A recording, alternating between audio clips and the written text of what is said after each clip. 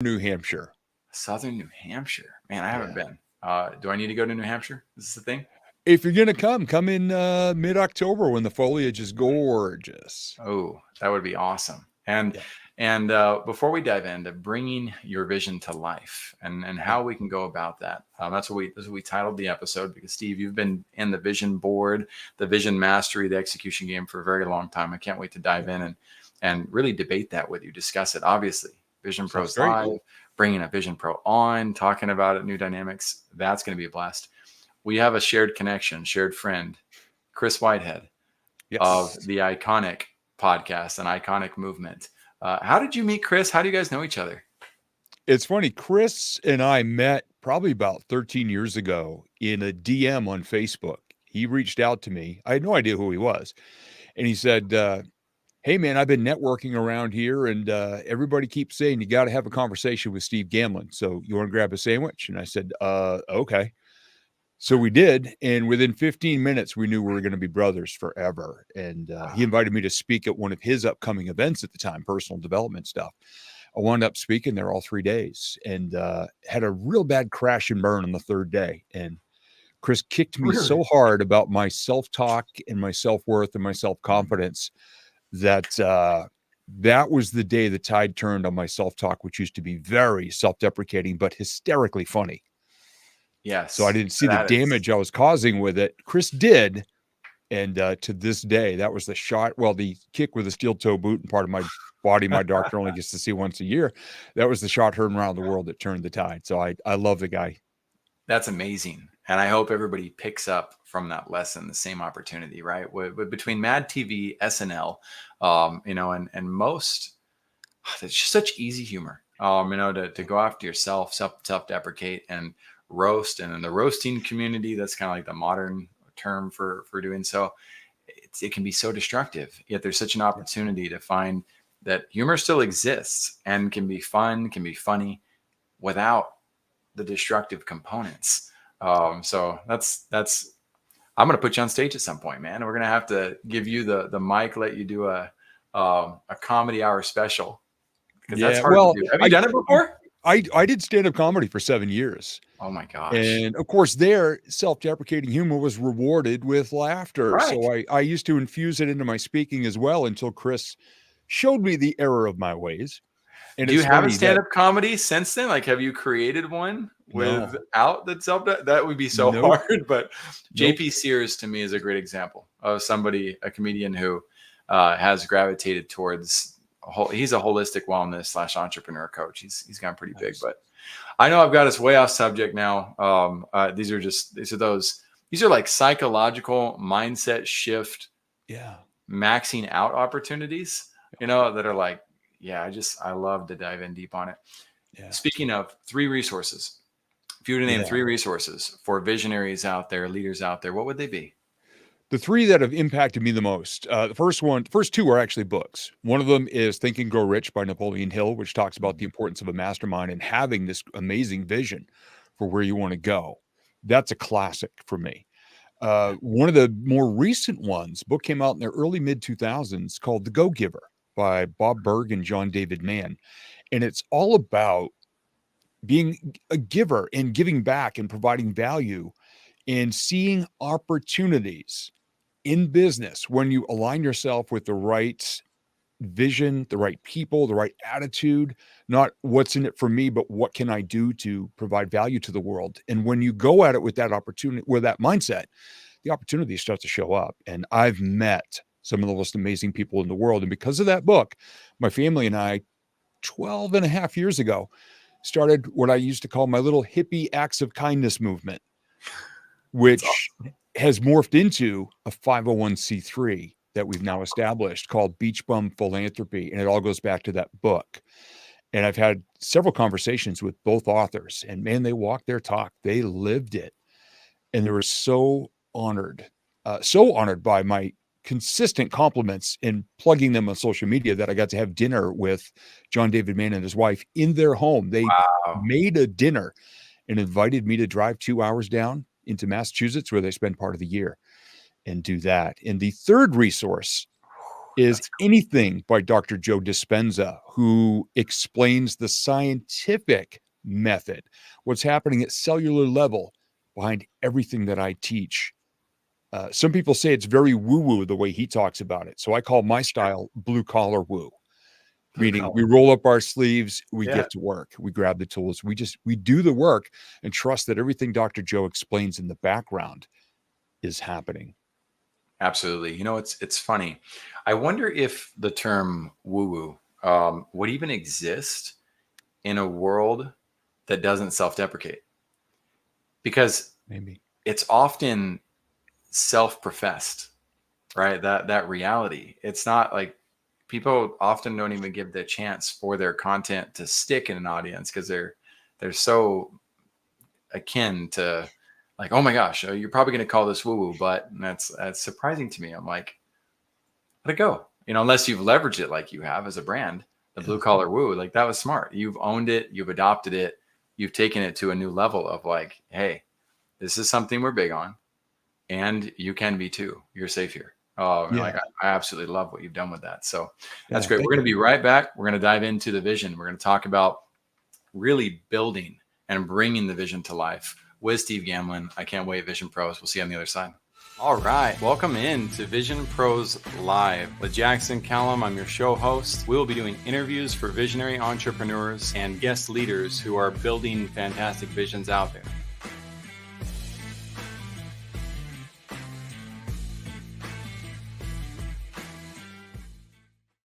Hey, what's up, everybody? Welcome into another episode of Vision Pros Live. I'm your show host, Jackson Callum, founder and CEO of First Class Business, and I'm really excited to have Steve Gamlin on the show today.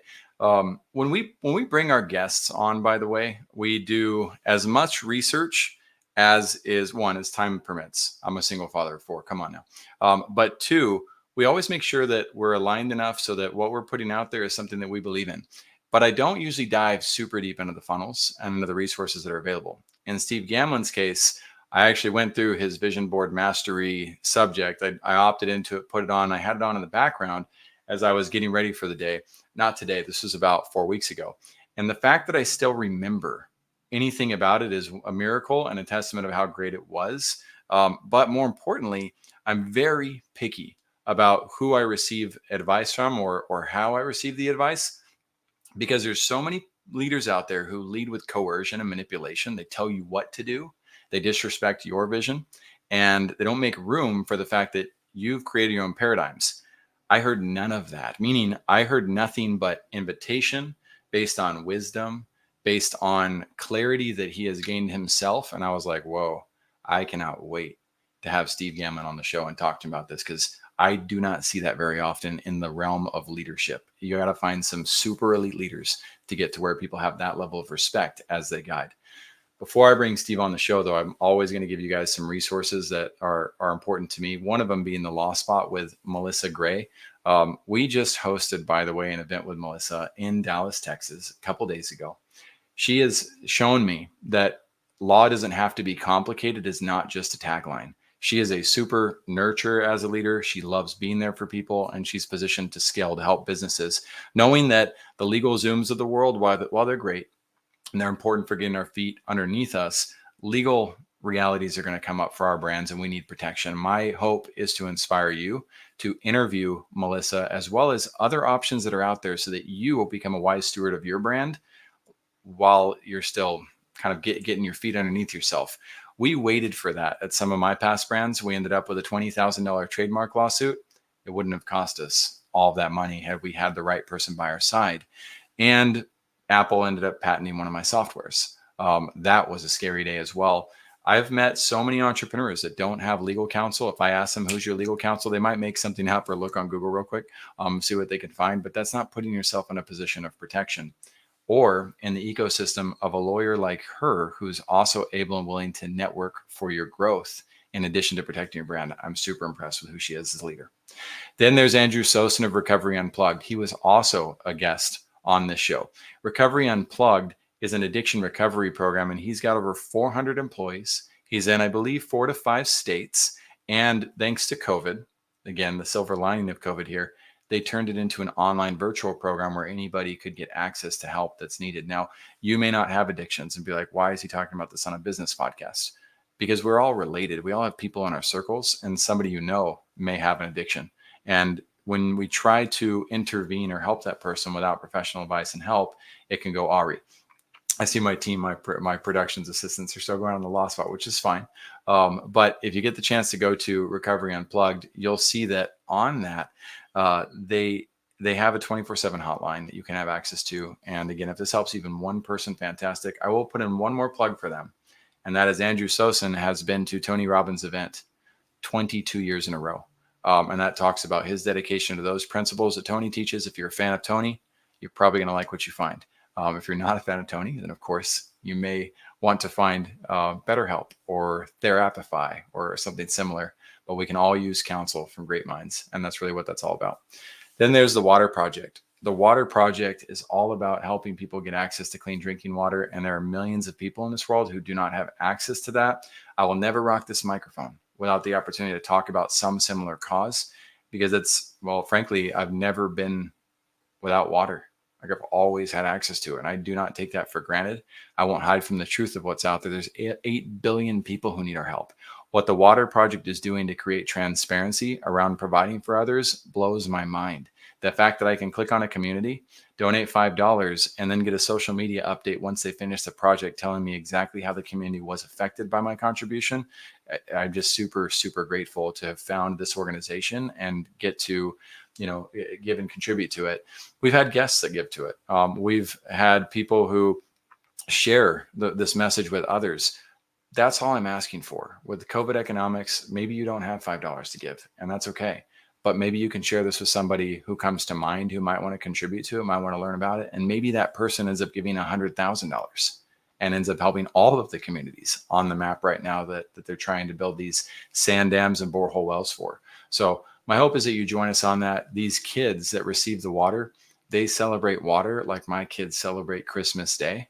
And while that simultaneously breaks my heart and inspires me, I choose to move into meditating what is going to happen with these communities now that they have access to water. Parents are going to be able to work more consistently to provide, not search for water. Kids are going to be able to stay in school and get a better education because they have access to it. And of course, lives will be saved as well. So if you can join us in that, fantastic. If there's another cause, though, in the world that you'd rather see us talk about, please don't hesitate to drop that in the comments. It's not a competition. Life is abundant. We have a lot of ways that we can help and provide. We can only do that, though, when the leaders of the world step up and help us know what that looks like. So without further ado, I'm going to bring Steve Gamlin on stage. We're going to go right into his vision. Steve, welcome to Vision Pros Live. Thank you for being here today. Happy to be here. Thank you so much. Absolutely, man. Diving in hot and heavy. What is your vision for those that you serve?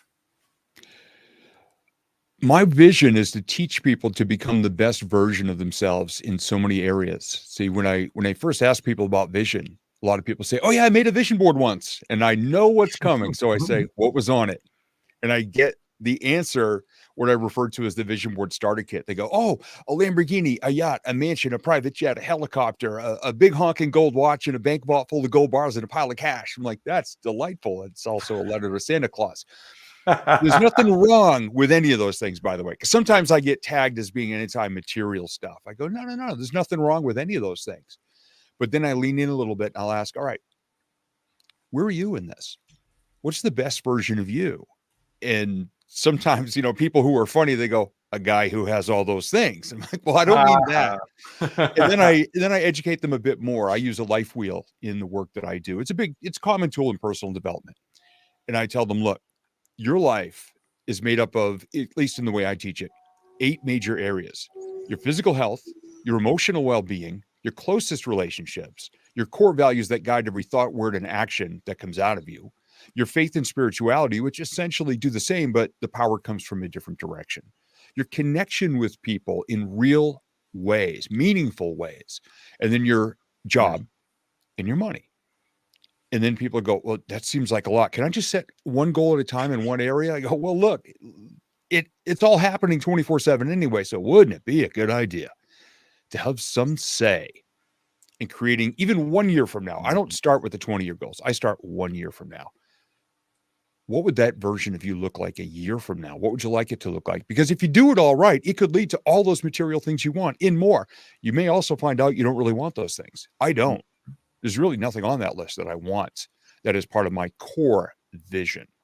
But that's the work I do with people. And also I'll ask them, what do you goals look like, feel like, sound like, smell like, taste like? Let's start creating some stories. Let's start making these real. Let's start getting emotionally connected. And also dig deep for a good emotionally connected why behind each one, because that's going to be the fuel in your tank that keeps you going. My goodness, Steve, I love everything about what you just said. I feel so validated right now. So this morning I was on a show with Dr. John Dentico from the, oh man, the Throttle Up Leadership Podcast. Throttle Up, remember, because I really like that name. Throttle Up Leadership Podcast. And there we were, and he asks me if I could wave a magic wand and make any change, as a leader, what would it be? And my answer for that was, I would help everybody step into being their best self. Yes. I was like, yeah, high five. Love that. Love that. High five right there. So I 100% agree with you. That is, and the way you broke it down too, and talked about the elements of success, the byproducts, right? Yep. Again, the external factors, they can be achieved lots of different ways. But the fact that you're going about and helping people realize they can have those things by being their best self, right? Rather than being inauthentic or being pushy or being salesy. Again, there's lots of ways to go about manifesting what we want in life. I love the way that you go about showing others how to do that. So what is your vision then? If it's not a Lambo, what do you see for yourself on the horizon? What are the things that drive you? What are you working on? Right now, let's see, working on being the best version of myself. Again, weighed myself this morning. I'm down 26 pounds over the last 3 years. Have not consumed a drop of alcohol since May 4th of 2021. My goal is, my target weight, this is just regard to my physical health, is 198 happy, healthy, flexible, and pain-free pounds. And every day, my activities, I work out, I stretch. I don't lift things incorrectly anymore. I don't try to show off with my, my strength of anything that I can't handle. And it goes into every area of my life. On my vision board, I've got a picture of somebody throwing a boomerang. And what that symbolizes is I make sure I throw the best energy out there into the world every day, wherever I am, even if I think there's nobody watching, because there's always somebody watching. I need to throw everything I do, every thought, every word, every action into the world in such a positive way that when it comes back, it increases the odds that something positive is going to be presenting itself to me, whether it's an opportunity, a person, a conversation, a podcast. Because if I go out there with the negativity, it increases the odds that something like that is going to return. And when a boomerang comes back with negative energy, it's got a brick tied to it. It's probably going to smack you in the back of the head. You know what most people don't realize? They're the ones that threw it. Yes. That's where we get all the fighting and the chaos and the negativity. So I'm working on the best version of myself, be the best husband. My lovely wife and I, Tina, are going to celebrate 17 years in June. The best speaker, the best coach, the best writer, the most connected, genuinely authentic version of me. Now, I'm not everybody's cup of tea. I get that. But I need to be the best version of me. You can't be everything to everyone. But my tribe shows up when I vibe at my highest level. And Dr. Joe Dispenza talks about how we all have this energy field around us. And it's about 3 feet on average. He said, there are people out there who can get it out to 8 or 9 meters. Yeah. So that everywhere they go, that energy just impacts people and attracts people. Yes. That's the ultimate vision of me, where I just walk in and without doing a thing other than being myself, I can have a positive impact on anybody that's around me. That's the ultimate vision. You have an 8 to 9 meter version of that. In fact, it's something that is not even, to me, I believe that energy field is not only something that is physical, but there is emotional and a mental capacity to it that goes through the internet waves as well. And I'm not physically in your presence, but I can feel, see, and hear it. And so I don't need the science to back that up. It would be cool if somebody has done the science. They're welcome to throw it onto our study here. But I was at a wellness conference on Saturday in New Braunfels, and I'm talking to a Reiki specialist, and I hadn't really heard that much about what you're talking about right now. signs, right? When we learn something of value, it often gets reinforced by the universe in strange ways, and unexpected ways, mysterious ways. But we were talking about the same concept, and she was teaching me about the 3 feet aspect, and she kind of left it at that. And so I said, I said, I believe that I have a feeling people have different strengths related to this. Some people probably have less of an energy field and some people probably have much wider. And she's like, yes, absolutely. And we talked exactly about this concept. And I said, when I walk in the room, I have that ability to connect with somebody very far. And that person has to have it too, though, right? In order for that to take place. I shouldn't say has to, but it is far easier to feel the recognition. And that's why they say love at first sight can happen. Mhm. That very much can be the case. And it's a power that can do good and bad things in our life. I'll leave that where it's at for now. We Yeah. might circle back to it. Speaking of maybe bad things or negative things, what's the worst leadership experience that you've ever had? This is a real easy one to recall. And this was 20 plus years ago. I owned a DJ business for 28 and a half years, and I was part of 1,700 events. And I always answered this same one. December of 2001, just a couple of months after 9/11 happened, I was the DJ and MC for a company holiday party. And there were about 200 people there, employees and their spouses and partners. And at the end of dinner, the CEO came up and asked if he could use my microphone. And I said, of course, here you go. He went to the center of the dance floor and he said, okay, if I could have everybody's attention, please. I just, want to make an announcement before we start the festivities. It really wasn't a good year.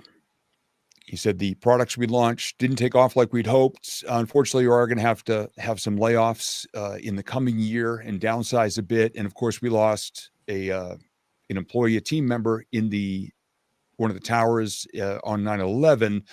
But and he paused and he said, "But we have a DJ tonight. We're all going to have a good time. So have a good night, everybody. Merry Christmas." And he turned around and handed me the microphone, walked past his table, put his coat over his shoulder, and walked right out the door. Oh my gosh. And my agent afterward, he goes, "What the heck did you do?" I said, "I pushed a button and Love Shack came out." I had no idea how the hell to respond to that. Right. And during the night, a couple of the employees, after they had a couple of drinks, came up and I didn't really want to say anything because it wasn't my place. But Mhm. somebody came up and goes, "So what'd you think of that speech?" And I said, "Is he like that all the time?" He goes, "Oh, hell no. He was on good behavior tonight. He didn't swear at us." And I will Mm. never forget, just the air left the room. And I've never seen another leader that I mean, we're talking now 20 plus years, and I remember it like it was yesterday Mm. as the worst living example of a leadership action that I've ever witnessed. That's heavy. Yeah. There's something important here, though. There are people, millions of people, who work in similar such environments every day, right? You've made a choice, Steve, about who you've surrounded your life with, who you Mhm, choose to be part. I read this great book called Boundaries in Marriage. mhm. Right, it helped me a lot learning about setting up healthy boundaries. What's sad is that employee was so quick and easy to recognize that, like, oh no, this is him being good. Like, in other words, we accept this, right? In other words, this is how our culture is. This is what we anticipate. Like, I've never been willing to succumb to a relationship like that. And I'm so grateful for that strength, no matter what it led to, what consequence. Absolutely not. And I would not have relationships like that.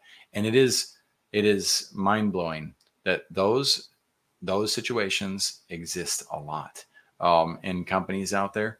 And I'm glad we gravitate.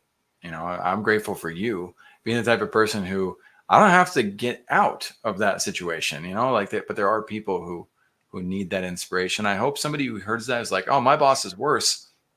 Whoa, take the chance to check yourself, and come out of that. It's not something to celebrate or be excited about. There's Yeah. a whole different side of life that is so much more enjoyable if we get out of toxic relationships like that. So Feel free to comment on that. But if you'd like to, we can also just drive right into the opposite. What is the best leadership experience you've ever had? Yeah. Oh gosh. I was on the radio for 10 years in the radio industry as a morning show producer and air talent, national level comedy writer and song parody writer and contributor. And my boss, the radio station I was at for the final 4 years of my career, was a guy named Evil Jack, who was actually the opposite of his nickname. His name was Okay. Evil Jack, but he was a teddy bear of a guy. And he, myself, and our production director were refugees of New Hampshire's biggest and most successful rock station, which, here's the downside of the radio industry. Radio station gets sold, all the good people get fired. It happened to me twice. And we all wound up at this radio station in the Lakes region of New Hampshire. And here's what made Evil Jack amazing to me. I mean, I already loved the guy.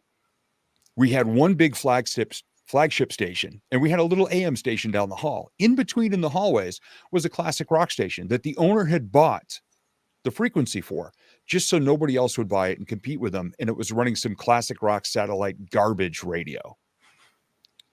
And Evil Jack and myself and the production director said, we could create an amazing live classic rock station on that frequency.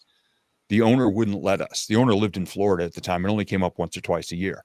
So Jack said, well, you know what? Before his next visit, I want to prove we can do it and we can make it successful and make a run of it and actually make money with it. So despite what the owner said, Jack put his own neck on the line as general manager, rebuilt the studio, and we went live from 6 a.m. until 8 p.m. And we made it successful. Wow. And people started to call up because at first we just had a morning show and an afternoon evening show. In the middays, we'd go back on the satellite. And people would call up and go, we love you in the morning. We love you in the afternoon. Why do you suck at lunch?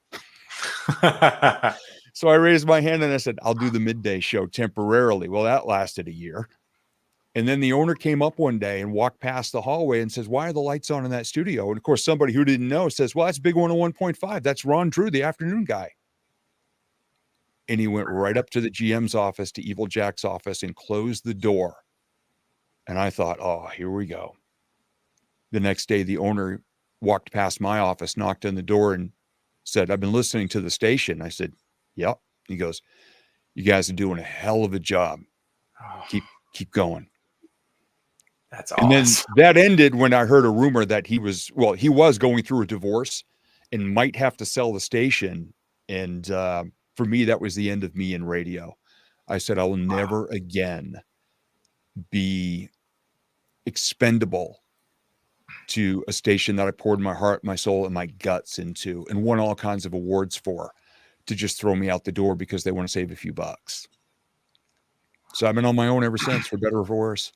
What I love about your best leadership experience is that, one, you chose the guy behind the scenes, right? The one who's the integrator, as it's called in modern business, that really made the mountains move, and he took certain risks to make that happen. And your story ties in the legendary founder too, right? The owner, the mysterious investor, etc. And that he experienced like a leadership shift where he could showcase, he could have done anything he wanted in that situation. But he set ego aside. He appreciated the work that you guys did. Maybe that would have been harder for him to do had you guys not already found that success mechanism. Maybe it wouldn't have been so pleasant, but I think you would have appreciated the story just as much. Even if the outcome had been Jack becoming a martyr, so to speak, because he did the right thing. He did what the audience was calling for. He did what called his heart. He did what was best for the company. So that's awesome. Yeah. And the best part about it, the most incredible comments came from our competitors who were locked into their little tight playlists and what they could limit it to do. And they didn't go out in the community much. We were the radio station that we wished existed. I mean, we were a station for the people, by the people. And we went out and we had conversations with our listeners. What do you like? What do you want more of? And where some radio stations, some classic rock stations in the bigger cities had a playlist of maybe 600-700 songs in rotation. Yeah. We had over 4,000. Wow. Dude, I haven't seen the movie in a long time, a very long time. It's reminding me of Empire Records a little bit though. Oh, I love that movie. I I absolutely remember love it that being a movie. pretty good movie. I was Yep. way too young to be watching it, but we did watch that several times with my older sisters. Yep. Um, Moving into the most dynamic question of the show. If this was the last chance, Steve, that you had to share wisdom with people, Mhm. what's the powerful lesson that other visionaries can learn from your experience? You know, one of the things that most people don't do when I first meet them is be brutally honest with themselves about where their lives are right now. You know, so many people said, I want this, I want this, I want bigger, better, more. I want, I want this. Where are you right now? I don't know, but it sucks. No, be brutally honest with yourself. Nobody else has to know, and you don't have to go on a self-deprecating rant. But if you're a numeric person, throw me a scale 1 to 10 in each of those areas of your life or on the life wheel. If you're a more visual, descriptive person like me, put pen to paper and just start writing and just be honest about where your life is right now. And then in the next column, write down 1 year from now. If you're numeric, what number would you like? And don't write 10 for all of them because that's going to be a lot. Just write what you would like it to be like 1 year from now. And then in the third column, this is another thing most people don't remember to do. Why do you want that? And I'm talking an emotionally connected why. And somebody told me recently, your why needs to make you cry. I don't believe it does. I think your why can excite you. I think it can make you passionate. I think it can inspire you. Maybe it makes you upset because you got so much pain from something in the past. So why do you want it? Because you want it to be better. Flip it to the positive. Yeah. The why is the spark that's, at the end of a campfire and everybody goes, the fire's out. And you take a stick and you go in and you find those embers. Mm-hmm. Dude, that's your why right there. If you still have a desire to create a fire or something, when everybody else thinks it's out and dead, go back to it, dig around. There's still some passion, a spark there, and you can add to it. You can blow on it a little bit. You can reignite it if you know why you want it. And I've got a why for I love it. darn near every one of my goals. I work out every day because when we're in our 70s and 80s, I want Tina and I to be walking on a beach holding hands, not going to doctor visit after doctor visit because we didn't take care of ourselves in our 40s, 50s, and 60s. Right. Every day when Absolutely. I get up, 5:05 a.m., within 5 beeps, alarm off. 5, 4, 3, 2, 1, both feet on the floor, bathroom mirror, high five and a big smile. And I'm more awake at 5:06 than many people are by their third cup of coffee because I know why I'm doing it. And my why is laying in bed, sleeping for another hour or so. Yeah. Absolutely. So Yeah. I love that you talked about, the why should make you cry is a fun quote on that. And I would add to it though that some people don't have tear ducts. Like some people don't literally have that ability. So if they don't have the ability to shed a tear, there's a little bit different nuance to this. But crying can also be driven by extreme joy. Yeah. And so it doesn't necessarily need to be that pain. And you're right, there are other emotions that matter with that, but the why, the intentionality of it, right, being something that you truly feel conviction towards is so important. And I love that you answered this question with a different truth, that being brutally honest with ourselves about where we're at, like the opportunity to become more self-aware. It's the joke, of like, how much you know about self-awareness. Oh, I'm self-aware. You know, like, Yeah. hmm, Things so that I have sound good on a self-awareness. bumper sticker, they get thrown in my face a lot. Yep. There's so much opportunity for growth with that, and opportunity to learn about who we are, where we're going, what we want. Again, what's driving us that we don't know about, that we do know about. It's a constant exploration opportunity. It's helpful with a coach and a guide who studied these questions out for years. So it's one of the things that fascinated me about going through your vision board mastery. I mean, if anybody thinks it's the first time I saw a vision board, and then I'm excited because you're the first guy who's ever helped me realize the word vision is important. That then if you look back at yourself too, if you're saying, "Well, I already hear about vision enough," not in my book. That's why I named the whole podcast Vision Pros Life. This needs to be talked about over and over and over, in my humble opinion. And I see you doing the same thing. So if we were to dive into bringing your life, your vision to life, and just start exploring that, we'll pull your website up in the meantime. Mhm. And let's dive into this. What does it mean to bring the vision to life? How do we do that? What vision should we bring? I'm going to give you 3 to 5 minutes on this, Steve. Mhm. I'll color commentate, ask questions. We'll go from there. Yeah. When you've got your vision, when you go through and go around the wheel in those different areas of your life, if you do that exercise of figuring out where you are now, where you wish to be, understanding your why, big step, because so many people say, I'm manifesting. Well, what are you doing? Mhm. I'm manifesting. Oh, so you're like the guy sitting on his couch, seeing that the lottery has hit $1 billion again, and you're saying, I want to be a winner. I want to be a winner. I want to be a billionaire. Yes, I'm manifesting it. Maybe it's time that your butt cheeks and your couch cushions get a divorce and you actually go buy a ticket to get into the game. And there's too many people Right. wishing and thinking and hoping and praying and all of that, which is all good. Right. But if you're not taking the actions, if you're not digging in and accessing the resources, if you're not making the connections, I actually did a video yesterday talking Hey, about look, I'll say connection. this real quick. Yeah. If you're hungry, water ain't going to cut it. Yes. Right? If you're Yeah. thirsty, food is not going to quench that thirst. If you're manifesting without actions, Yeah. oh my goodness, I guess it's not the element of the math that makes the formula wrong. There's so many more aspects to it that we want to Yeah. oversimplify. Yeah. Go ahead, Steve. Yeah. And too many people think that I watched the DVD version of The Secret. Well, so did I 9 Sundays in a row in the early 2000s because my Mhm. then life coach said, I think you'd really like this. Yeah. Out of the 98 minutes of the DVD, I saw over and over and over a genie in a magic lamp. And his only line was, your wish is my command. Hmm. So to me, it oversimplified the law of attraction. So Hmm. again, I roll up the sleeves, I go blue collar woo with you, and I say, well, okay, you want to get there, you got to do this. You got to meet this type of person. You have to learn this skill or leverage it through somebody else. But you've got to get moving. And I liken it to this is my oldest stage story and also the most requested. Life is like an old wooden roller coaster. You get in, you're at parking lot level, and you're looking up at the top of that first hill. That's any one of your goals, by the way. Don't overwhelm yourself. Just pick one. Mhm. You're here in the parking lot. Now, first off, you need to know where that is and what it's like there. And then you start to see yourself as having achieved the one at the top of that first hill. But Yeah. you can't start halfway up. And there's not somebody pushing a button, jetting you to the top. You have to go click, click, click, click, click. You've got to do every single step to get there. You can't skip any. That's why I can't stand when these gurus are out there with their super secret formulas and hacks to get you to your success without having to do any work or change your life in Oh, any way. geez. You and I see these all the time. All the time. It is The thing disgusting. is, it's not just what you get at the top, it's the person you become on the way up.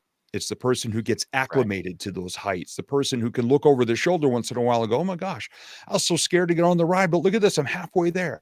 I'm so far above the parking lot right now. I'm not that person anymore. I'm confident. I'm momentum. I'm hardwiring better habits. I'm doing what it takes to get to the top of this first hill because some people live their lives on a merry-go-round.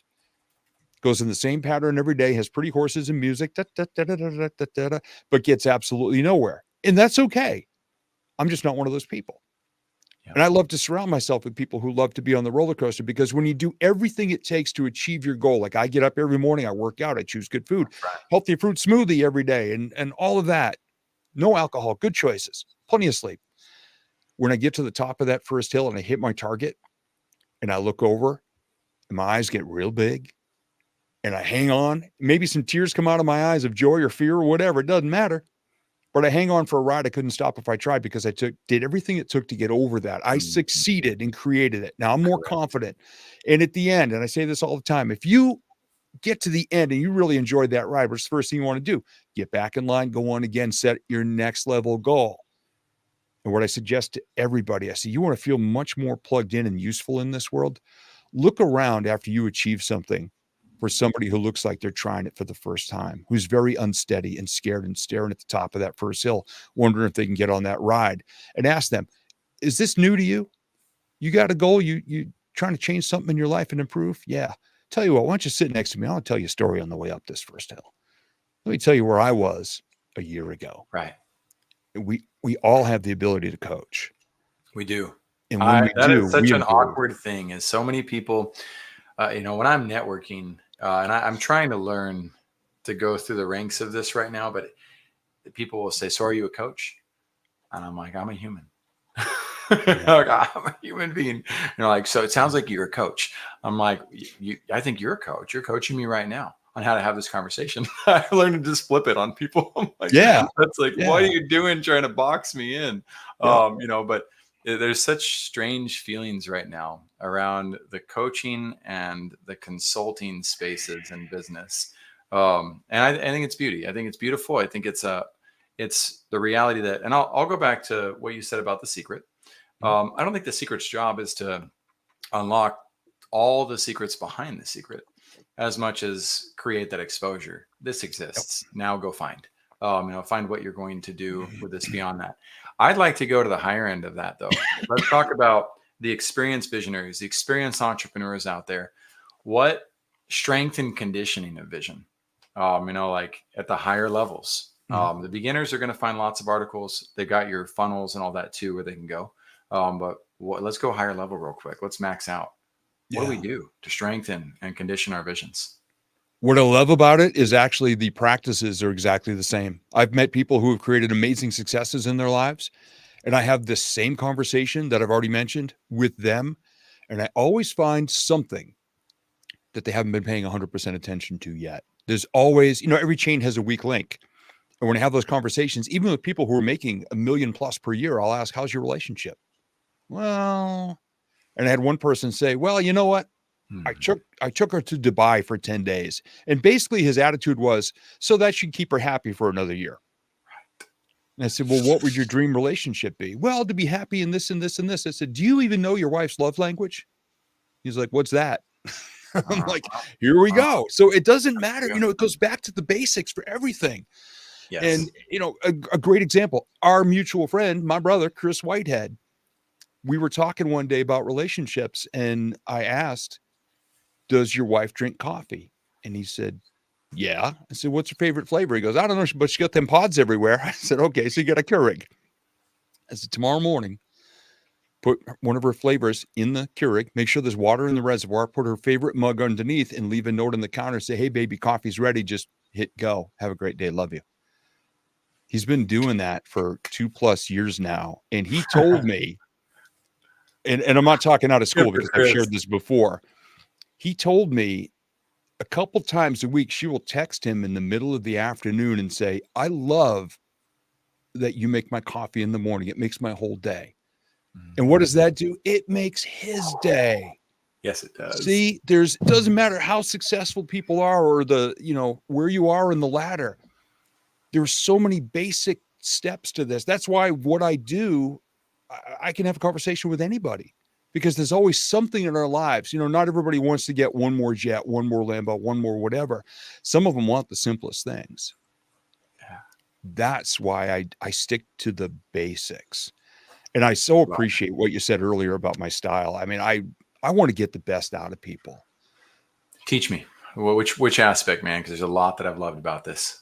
Yeah. It's not talking down. It's not getting up on a stage and, yelling, rah, rah, rah, buy my Oh stuff. yeah, it's diving You into and I know, the authentic vocabulary that you choose. yeah, It's yeah. our world, strength and conditioning. That is one of the greatest things.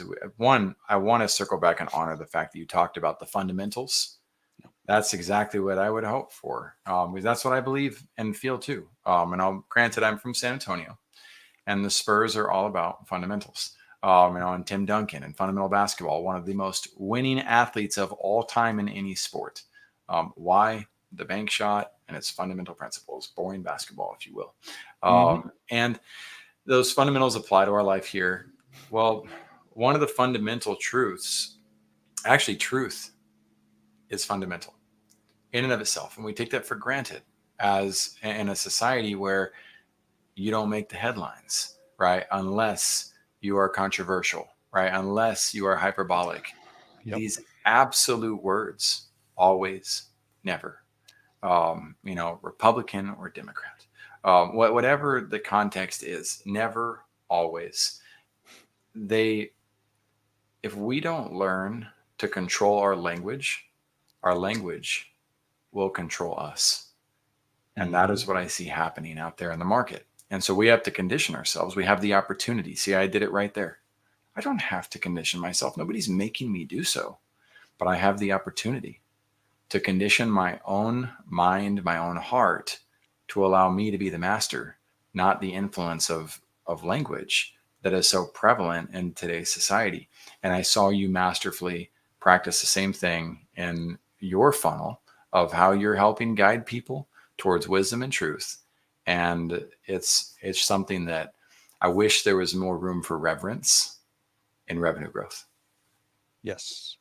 I tell people, look, I'm the same person on stage, off stage, backstage, standing on the street corner, or walking down the Captain Crunch aisle at the grocery store.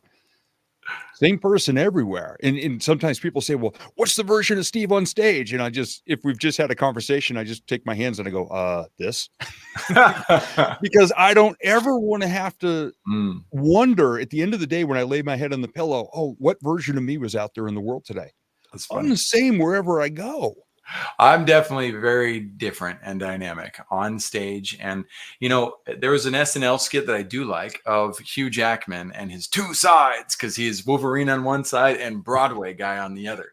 And he's like, they're making fun of the fact that he has the ability to be a human being and adapt. And so I do get what you're saying, and where there's space for that. And at the same time, when I'm speaking Spanish to my Spanish speaking team, there's a different cadence. There's a different culture. When I'm holding my 3-year-old versus talking to my 12-year-old, there's a different dynamic that comes out. And so there's context around that. I'm sure you have your contexts as well. Oh yeah. But the heart and the soul and the fire in the spirit are all the same. That's huge. And that's something that, you still show up with that same authentic feeling and reality for others, right? There's an opportunity to do that. And it's not always easy to do that. Some occupations can probably make that harder than others as well. So I don't pretend to know what somebody else's occupation requires them to do as a bouncer or as somebody in the police or the fire department.